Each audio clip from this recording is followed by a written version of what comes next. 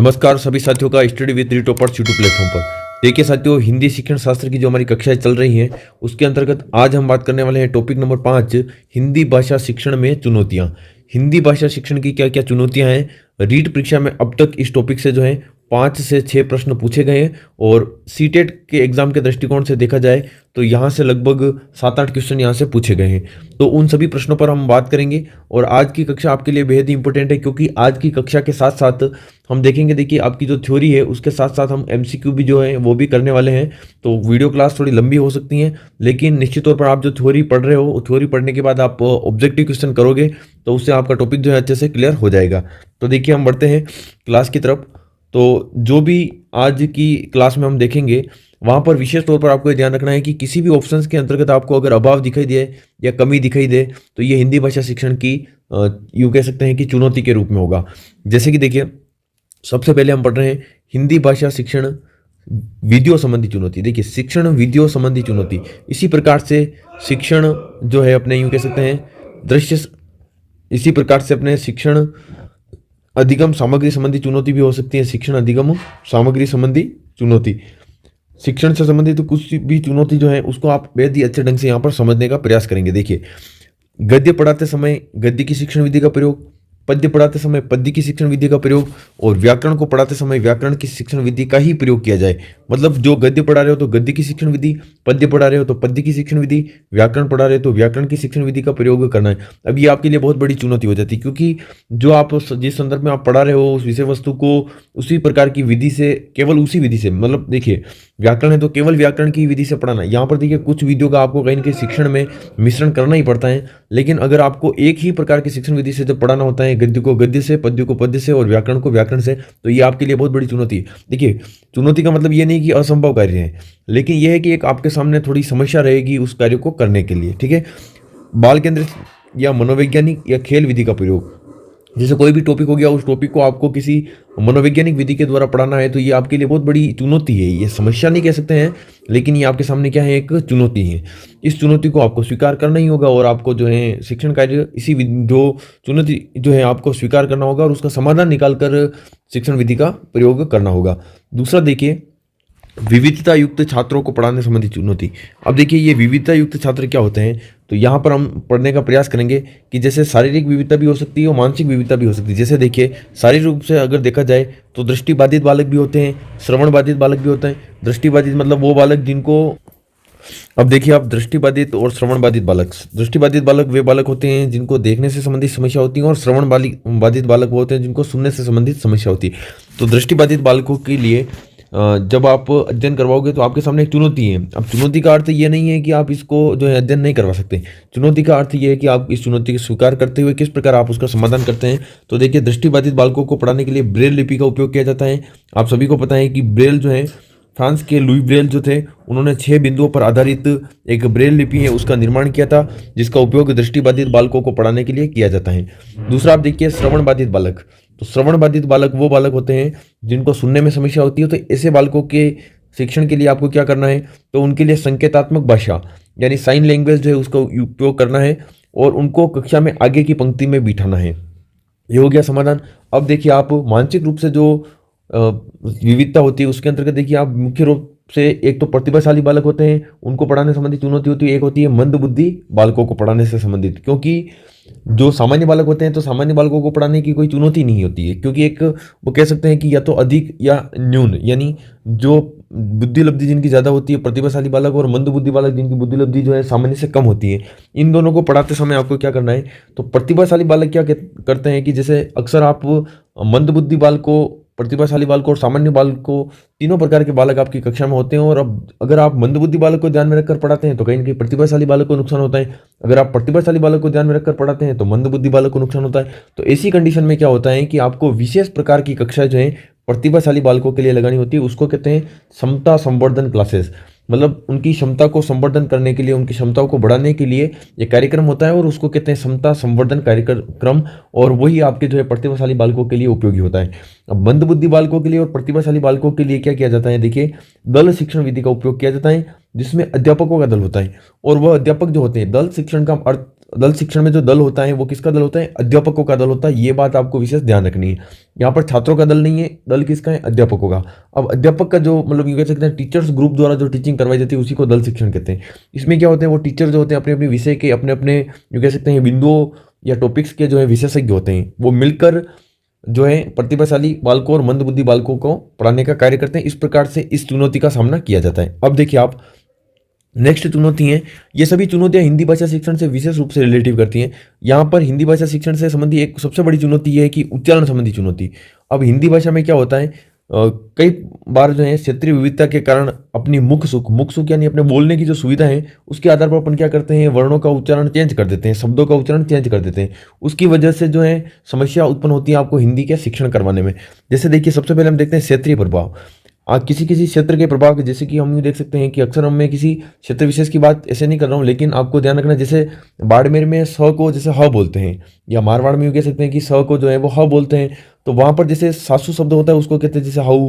जैसे अपन यूँ कहते हैं कि साथ कहते हैं तो वहाँ यूँ बोलते हैं हाथ। मतलब कुल मिलाकर थोड़ा सा जो है स की जगह क्या हो जाता है, ह हो जाता है। अब ये क्षेत्रीयता का प्रभाव जो होता है मेवाड़ में भी होता है, कई सारे शब्दों का जैसे उच्चारण जो होता है वो क्या हो जाता है, परिवर्तन हो जाता है। तो ऐसे में क्या बच्चों को अध्यापक की लैंग्वेज, अध्यापक किस क्षेत्र से संबंधित है और बालक जो है किस क्षेत्र से संबंधित है, वहाँ क्षेत्रीय विविधता के कारण जो है कहीं ना कहीं बोलने और सुनने की समस्या हो जाती है।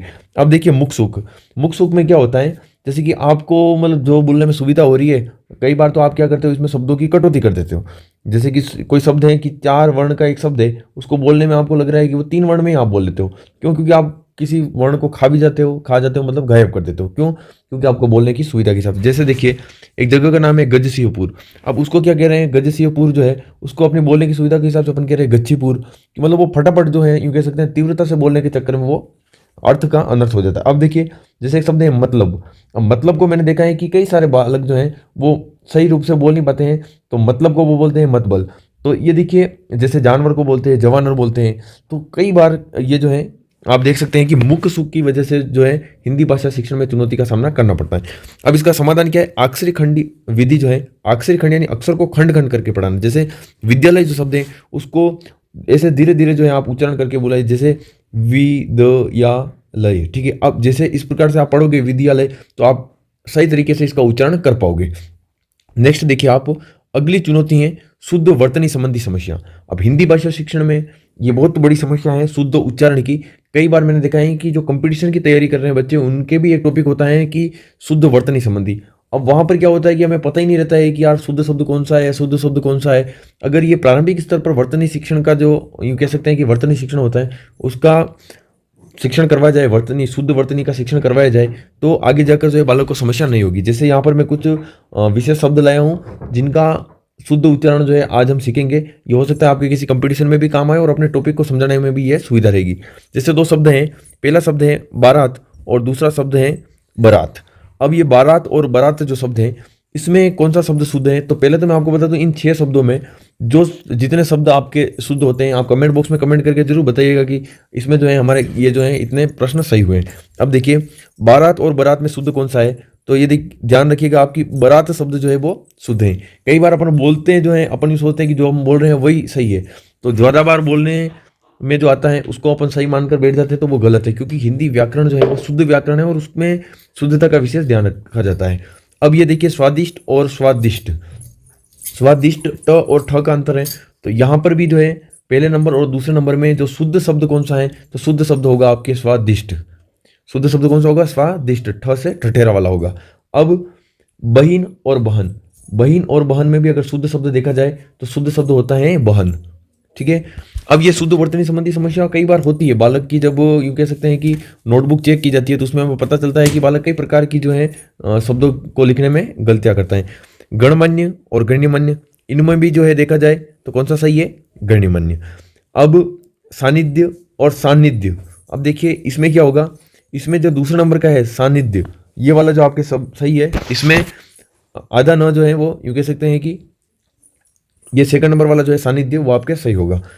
नेक्स्ट देखिए जैविक और जैविक, अब इसमें भी आपके सेकंड नंबर वाला जो मैंने देखिए सेकंड नंबर पर इसलिए लिखा है ताकि आपके माइंड में जो है सेट रहे, और कई ये प्रश्न आपके रीट में रिपीट होते हैं हिंदी व्याकरण के अंतर्गत या किसी भी कंपटीशन एग्जाम में, तो आपको सुविधा रहे याद रखने में कि वहाँ पर जो सेकंड नंबर लिखा हुआ था वो सही था। वैसे ऊपर नीचे भी मैं कर सकता था यहाँ पर, लेकिन आपकी सुविधार्थ मैंने जो है थोड़ा सेकंड नंबर पर ही इसको लिया है। तो कुल मिलाकर हम कह सकते हैं कि ऊपर जो लिखे हैं वो शब्द जो है वो अशुद्ध हैं, और नीचे लिखे हुए जो शब्द हैं वो क्या है, शुद्ध रूप है। नेक्स्ट देखिए आप, छात्र में अधिगम विकलांगता संबंधी कठिनाइयाँ। अधिगम विकलांगता आप मनोविज्ञान के अंतर्गत पढ़ते हैं, और कई सारी जो यूँ कह सकते हैं कि विषय है उसके अंतर्गत, रीट के अंतर्गत हम शिक्षण विद्या जब पढ़ते हैं तो यहाँ पर अध्ययन करेंगे। तो हिंदी में भी देखिए छात्र में अधिगम विकलांगता संबंधी कठिनाइयाँ, अब ये बच्चों में जो है समस्या रहती है, तो अपने लिए तो एक चुनौती है, तो किस प्रकार से उनका अध्ययन करवाएंगे क्या है, तो इसके बारे में हम पढ़ेंगे। देखिए डिसलेक्सिया का अर्थ होता है पठन विकार यानी पढ़ने संबंधी समस्या। दूसरा है आपके डिसग्राफिया, डिसग्राफिया का अर्थ है लिखने संबंधी यानी लेखन संबंधी समस्या, ठीक है। और डिसकैलकुलिया यानी कैलकुलेशन यानी आपके गणितीय विकार, तो ये आपके गणितीय समस्या है। ये तीनों समस्या जो है मुख्य तौर पर, अब भाषा से संबंध में देखा जाए तो पठन और लेखन जो है मुख्य समस्या है, लेकिन गणित के दृष्टिकोण से देखा जाए तो गणितीय विकार भी होता है। अब ये टॉपिक जो देखा जाए तो आपके सीटेट के दृष्टिकोण से ज़्यादा इंपॉर्टेंट है, क्योंकि यहाँ से 3 या 4 प्रश्न पूछे गए हैं। अब इसका समाधान क्या है, तो इसके समाधान के लिए आपको उपकरणों जैसे दृश्य श्रव्य साधनों का प्रयोग किया जाना चाहिए। तो ये तो हो गई आपके 5वीं समस्या। अब नेक्स्ट देखिए आप, 6ठी समस्या आपके हैं अहिंदी भाषी क्षेत्र में हिंदी का शिक्षण। अहिंदी भाषी क्षेत्र यानी ऐसा क्षेत्र जहाँ पर हिंदी भाषा का प्रयोग जो है वो नहीं होता है। अब हिंदी भाषा का प्रयोग नहीं होता है, अगर वहाँ पर आपको हिंदी भाषा का शिक्षण करवाना है तो आपको द्विभाषा शिक्षण जैसी विधियों का प्रयोग करना पड़ेगा, जिसमें जो भाषा शिक्षक को पहले आती है पहले उस भाषा का प्रयोग, और उसके बाद उस भाषा का अनुवाद जो है बालक की मातृभाषा यूँ कह सकते हैं हिंदी भाषा में करना। तो व्याकरण अनुवाद विधि वो भी द्विभाषा विधि के रूप में प्रयोग में ली जाती हैं। यहाँ पर भी देखिए व्याकरण का जो है वो अनुवाद किया जाता है एक भाषा से दूसरी भाषा में। तो इस प्रकार से इसका समाधान किया जाएगा।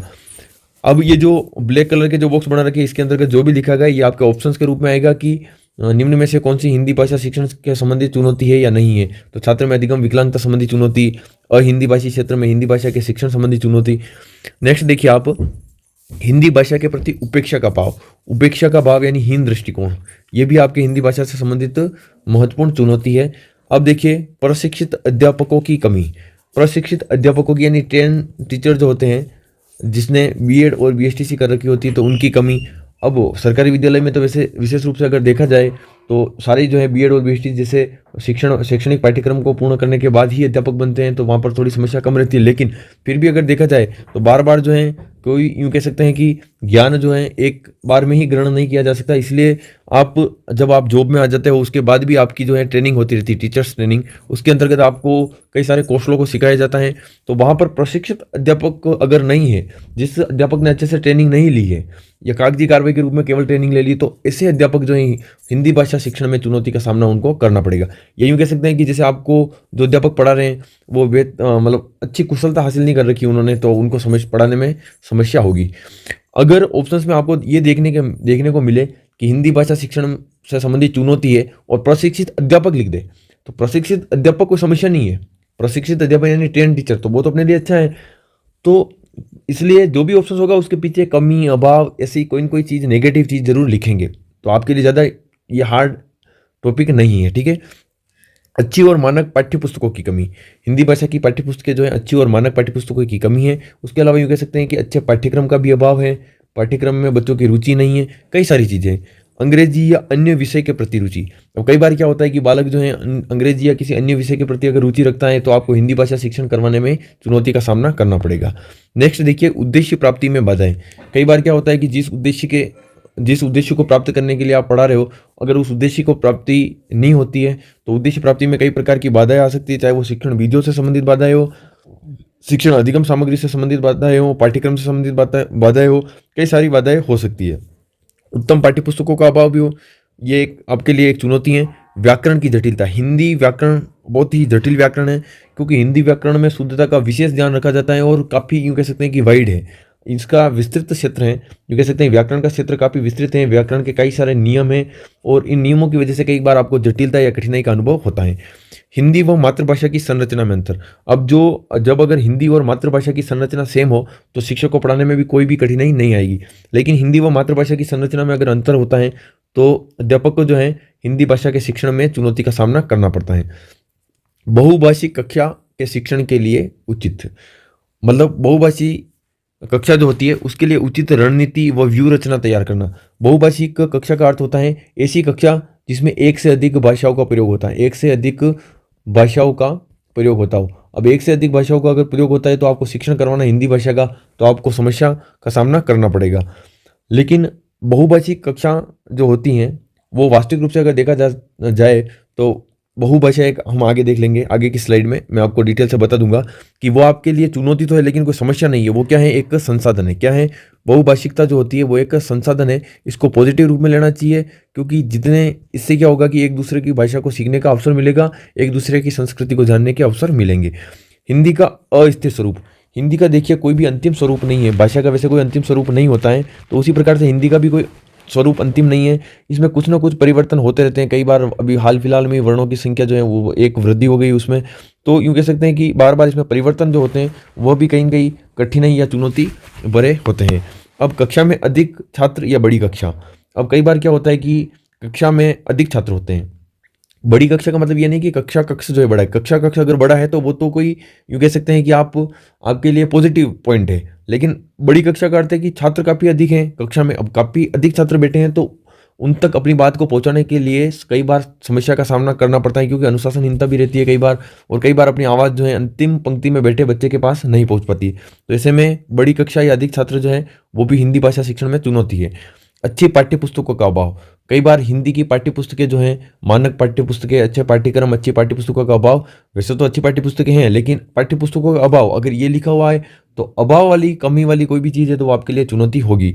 और ज़्यादातर प्रश्न ऐसे ही पूछे गए हैं जिसमें ऑप्शंस आपको साफ पता चल रहा है कि कौन सा अपना आंसर होगा। अब देखिए नोट लगा कर लिखा है यहाँ पर, बहुभाषिकता एक संसाधन है। बहुभाषिकता सीटेट में पूछा गया है, एक समस्या है, क्या है, तो बहुभाषिकता एक संसाधन है। इसका एक पॉजिटिव रूप में आप प्रयोग लें। इससे क्या है, कक्षा में बेनिफिट होगा। एक से अधिक भाषाओं का प्रयोग, एक सीटेट में पूछा गया है एक से अधिक भाषाओं का प्रयोग क्या है, तो ये संज्ञानात्मक विकास में सहायक है। यानी कि बहुभाषिकता शब्द जो है, एक से अधिक भाषाओं का प्रयोग जो है वो आपके लिए क्या है, पॉजिटिव पॉइंट है, कहीं भी आपके नेगेटिव पॉइंट नहीं है। चुनौती तो है लेकिन समस्या नहीं है, आपके संसाधन के रूप में काम आएगा। विद्यार्थी को भाषा प्रयोग के अधिक से अधिक अवसर उपलब्ध करवाने चाहिए। चाहे बालक की भाषा अलग अलग हो लेकिन उनको भाषा प्रयोग के अवसर उपलब्ध करवाने चाहिए। अब हम कुछ प्रश्नों पर बात करेंगे। सीटेट के 2-4 प्रश्न हैं और 2-4 प्रश्न अपने रीड के हैं, ताकि ये टॉपिक आज के बाद किसी भी क्लास से आपको पढ़ने की, किसी भी नोटबुक या किसी भी बुक से पढ़ने की आवश्यकता नहीं है। उम्मीद करता हूँ कि आप साथ के साथ नोट्स जो है वो जरूर बना रहे होंगे। देखिए, कलिका हिंदी भाषा बोलने में कई बार अटकती है। कोई छात्रा या छात्र जो है, मतलब छात्रा जो है वो हिंदी भाषा को बोलने में, अब देखिए बोलने में यानी उच्चारण में या जो है कई बार अटकती है, तो आप क्या करेंगे? तो हम क्या करेंगे कि एक अध्यापक होने के नाते धैर्य रखते हुए उसे सहज अभिव्यक्ति के लिए प्रोत्साहित करेंगे। उसको कहेंगे कि तू आराम से आसानी से बोल, कोई भी दिक्कत नहीं है, कोई भी परेशानी है तो हमें बताएं। तो इस प्रकार से वो सहज अभिव्यक्ति के लिए उसको क्या करना है, प्रोत्साहित करना है। दूसरा है प्रश्न, देखिए नासिरा पढ़ते समय अनेक बार अटकती है। देखिए ये पढ़ते समय अटक रही है, ठीक है, उसे पढ़ने में कठिनाई होती है। तो अभी हमने देखा था कि पढ़ने में कठिनाई हो रही, तो ये कैसी समस्या है, कैसी चुनौती है? ये है डिसलेक्सिया, जिनको अधिगम अक्षमता या लर्निंग डिसेबिलिटीज भी कहते हैं। ये भी आपके सीटेट में पूछा गया है। नेक्स्ट क्वेश्चन है, देखिए संगीता अक्सर शब्दों को उल्टा लिखती है। अब यहाँ पर लेखन संबंधी समस्या है और लिखते समय कुछ अक्षरों को छोड़ देती है। यहाँ पर भी देखिए लिखते समय और उसे लिखने में कठिनाई, 3 जगह लिखने से संबंधित कठिनाई के बारे में उल्लेख किया गया है। तो उसकी समस्या किससे संबंधित है? तो सीधा आपको याद रखना है डिसग्राफिया यानी लेखन विकार है। नेक्स्ट देखिए, दृष्टिबाधित बच्चों को भाषा सिखाते समय क्या करना चाहिए? तो जो दृष्टिबाधित बालक हैं, जिनको दिखाई कम दे रहे हैं, तो उसके लिए आपको क्या करना है, भाषा सिखाने के लिए अधिकाधिक मौखिक भाषा का प्रयोग करना है। अगर ऑप्शंस में ब्रेल लिपि है तो उनकी ब्रेल लिपि का भी उपयोग होगा, क्योंकि दृष्टिबाधित बालकों के लिए ब्रेल लिपि का प्रयोग किया जाएगा। और उनको अधिक से अधिक मौखिक भाषा का प्रयोग किया जाए ताकि वो सुनकर भी समझ सके। तो ये तो हो गए अपने सीटेट के क्वेश्चन। अब हम 4 से 5 क्वेश्चन जो हैं रीट में पूछे गए। ये जो स्लाइड जो आपको दिखाई दे रहा है, ये पेज, ये हमारे 31 रुपये वाला जो कोर्स है ऐप पर, उसके अंतर्गत उपलब्ध हैं। सभी विषय की शिक्षण विधियाँ उपलब्ध हैं, पीडीएफ फॉर्मेट में भी, और जो पीडीएफ फॉर्मेट में है वो वो आपको टेस्ट फॉर्मेट में भी वहाँ पर अनलिमिटेड अटेम्प्ट के साथ हैं। पीडीएफ की हाँ आप प्रिंट जो है वो नहीं निकाल सकते हैं, ठीक है। तो हिंदी भाषा शिक्षण में चुनौतियों से क्या क्या प्रश्न पूछे गए हैं? तो देखिए, एक शिक्षक ने देखा कि रानी को सही वर्तनी लिखने में परेशानी है, बड़े व छोटे अक्षरों का भेद नहीं कर पाती हैं, वह अक्षर बनाने में परेशानी आती है, उसे कौन सी विकलांगता है? अब उसको देखिए लिखने संबंधी समस्याएं, क्योंकि सही वर्तनी लिखने संबंधी, वर्तनी का संबंध ये ध्यान रखिएगा लिखने से संबंधित होता है और उच्चारण का संबंध आपको पता है कि बोलने से संबंधित होता है। तो वर्तनी जहां भी आ गया तो आपके लेखन संबंधी है, तो ये कौन सा हो गया आपके डिस्ग्राफिया। तो आप ये देख सकते हैं कि ऑप्शन नंबर बी जो है डिस्ग्राफिया वो आपके सही ऑप्शन हो जाएगा और ये आपके रीट यू कह सकते हैं थर्ड ग्रेड 2022 लेवल 1 में पूछा गया है। नेक्स्ट देखिए आप, इनमें से अशुद्ध वर्तनी का कारण है। अशुद्ध वर्तनी का क्या कारण है? लेखन में सावधानी, तो लेखन में सावधानी तो आपके लिए पॉजिटिव चीज है, अशुद्ध वर्तनी का कारण नहीं है। लिपि का पूर्ण ज्ञान, ये भी आपके लिए पॉजिटिव चीज है। शुद्ध उच्चारण, ये भी क्या है पॉजिटिव, इसकी वजह से आपके अशुद्ध वर्तनी नहीं होगी। लेकिन व्याकरण का अधूरा ज्ञान, ये व्याकरण का अधूरा ज्ञान जो है ये आपके सही हो जाएगा ऑप्शन नंबर डी, क्योंकि अगर आपको अधूरा ज्ञान है तो अधूरा ज्ञान जो है आपके अशुद्ध वर्तनी का कारण है। ठीक है, नेक्स्ट आप देखिए, हिंदी शिक्षण में मूल ध्वनियों की संख्या अधिक होना उच्चारण में किस स्तर के छात्रों के लिए बड़ी चुनौती है? देखिए मूल ध्वनियां जो हैं हिंदी में उनकी संख्या अधिक है। अब ये संख्या देखिए किशोर स्तर पर, मतलब बड़े बच्चे, युवा स्तर पर और प्रौढ़ स्तर पर, ये बच्चे जो हैं ये तो बोल लेंगे, याद भी कर लेंगे, लेकिन शिशु स्तर पर ये सबसे बड़ी समस्या है, क्योंकि जब बालक जो है छोटी कक्षाओं में होता है तब उसके लिए ये अधिक मूल ध्वनियां जो है उनको याद रख पाना, उनका उच्चारण कर पाना उनके लिए कठिनाई का अनुभव होता है। नेक्स्ट देखिए आप, कक्षा में बालक के पिछड़ेपन का कारण है। बालक के पिछड़ेपन का क्या कारण है? तो बालक का मेधावी होना, मेधावी यानी प्रतिभाशाली होना, बालक के प्रारब्ध के कारण, या बालक का नटखट होना। यहाँ पर देखिए केवल एक ही नेगेटिव पॉइंट है, बालक में हीन भावना का होना, बालक में हीन भावना का होना, और यही आपका ऑप्शन नंबर सी हो जाएगा कि बालक क्यों पिछड़ता है, क्योंकि बालक में हीन भावना होती है कि ये विषय जो है मैं नहीं सीख पाऊंगा, या मेरे लायक नहीं है, या मैं इसके लायक नहीं हूँ। ये इस प्रकार की हीन भावना जब होती है तो बालक में पिछड़ेपन की प्रवृत्ति का विकास होता है, बालक पिछड़ जाता है शैक्षिक रूप से। पिछड़ेपन का अर्थ कभी भी आप ध्यान रखिएगा आर्थिक दृष्टिकोण से नहीं, अपने रीड के सिलेबस के अनुसार से देखा जाए तो शैक्षिक रूप से पिछड़ापन, यानी कि अपने कक्षा स्तर से एक कक्षा नीचे के स्तर तक को भी आप प्राप्त नहीं कर पाते हो, तो उसको कहते हैं पिछड़ापन। ठीक है, नेक्स्ट देखिए, कौन अशुद्ध वर्तनी का कारण नहीं है? 3 कारण ऐसे हैं जिनकी वजह से अशुद्ध वर्तनी होती है। तो देखिए, लेखन की असावधानी, तो असावधानी रखोगे तो अशुद्ध वर्तनी होगी। ठीक है, अब दूसरा है सीन ऑप्शन से अशुद्ध उच्चारण, तो अशुद्ध उच्चारण करोगे तो उच्चारण अगर अशुद्ध करोगे तो आपको लेखन में भी वर्तन में भी अशुद्धता आएगी। व्याकरण का कम ज्ञान, इसकी वजह से भी आपके क्या होगा? तो ये तीनों ऑप्शंस तो आपके क्या हैं? कारण है। उसने पूछा कारण नहीं है, तो देखिए जलवायु का कोई संबंध नहीं है, जलवायु जो होती है उसका वर्तने से क्या संबंध है? तो ऑप्शन नंबर आपके हो जाएगा बी, राइट। उम्मीद करता हूँ ये क्लास आपको समझ में आई होगी और पूरी डिटेल के साथ आपको ये सीटेड वाले भी क्वेश्चन करवा दिए और थ्योरी भी पूरी कंप्लीट और रीड के क्वेश्चन भी मैंने करवा दिए हैं। और अपनी क्लास जो है ये टॉपिक नंबर 5 जो है कंप्लीट होता है, एक ही क्लास के अंतर्गत होगा। कल से हमारा टॉपिक नंबर 6 स्टार्ट हो जाएगा। किन्हीं कारणवश जो है कल क्लास नहीं ले पाए थे 2 दिन से, तो क्लासें हो जाएगी, आप बिल्कुल टेंशन ना लें, लगातार काम चल रहा है। गणित की शिक्षण विद्या भी जो है तैयार हो रही है और उसकी कक्षाएं भी जल्दी ही चालू कर दी जाएगी। आप कमेंट बॉक्स में कमेंट करके जरूर बताइएगा कि गणित की शिक्षण वीडियो का इंतजार किस किस को है। मिलते हैं नेक्स्ट वीडियो में, तब तक के लिए जय हिंद।